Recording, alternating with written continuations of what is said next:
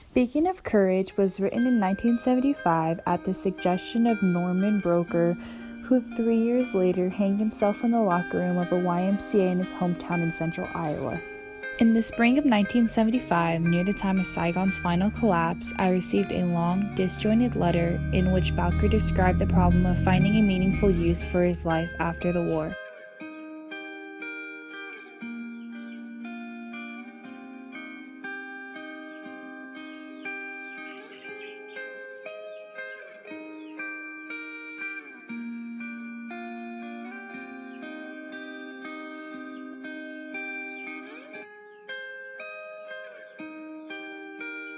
He lived with his parents, who supported him, and who treated him with kindness and obvious love.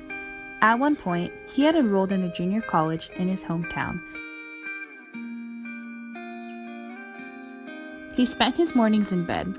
In the afternoons, he played pickup basketball at the Y, and then at night, he drove around town in his father's car, mostly alone, or with a six-pack of beer, cruising.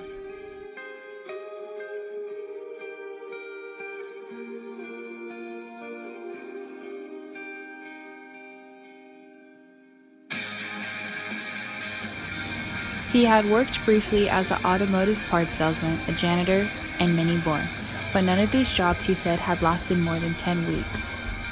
The thing is, he wrote, there's no place to go, not just in this lousy little town, in general. My life, I mean. It's almost like I got killed over and on.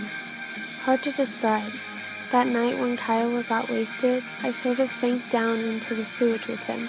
Feels like I'm still in deep shit. The letter covered 17 handwritten pages, its tone jumping from self-pity to anger to irony to guilt to a kind of feigned indifference.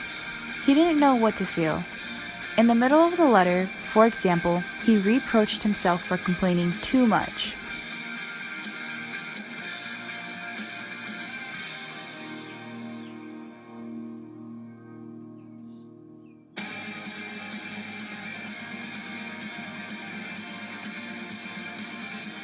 God, this is starting to sound like some jerk-off vet crying in his beer. Sorry about that.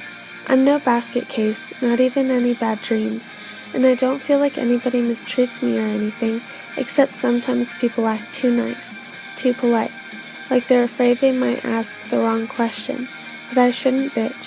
One thing I hate, really hate, is all those whiner vets, guys sniveling about how they didn't get any parades. Such absolute crap. I mean, who in his right mind wants a parade, or getting his back clapped by a bunch of patriotic idiots who don't know jack about what it feels like to kill people, or get shot, or sleep in the rain, or watch your buddy go down underneath the mud. The way Kiowa just disappeared into the crud, who needs it? You were there, you can tell it.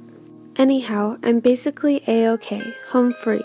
So why not come down for a visit sometime and shoot the breeze and tell each other old war lies? A good long bull session, you know?